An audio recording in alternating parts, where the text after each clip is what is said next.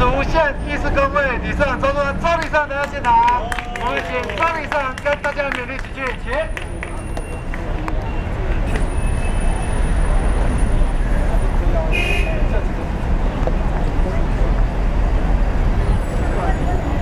各位医生，大家非常的辛苦哈。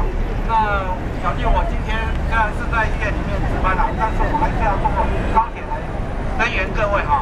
那对于这个预举哈，我们新竹县所有的会员哈都支持这个活动。那希望我们这个活动哈能够唤起所有的台湾的人能够对这个第11条药师法第11条更有这个理解哈。希望我们这个活动哈能够持续永恒。谢谢。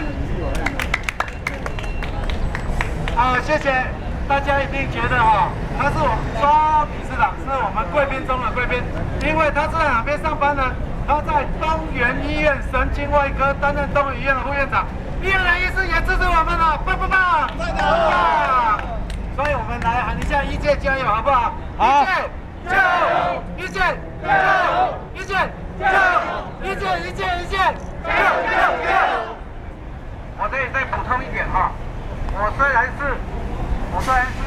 医院的出身的理事长，但是我要跟各位表达一件事情，就是说哈，我们医院的医生，在医院的医生从来没有对这个活动哈表示说这是基层的，我们都是在一条船上，因为医院的医生以后也会到基层来这边开业，所以。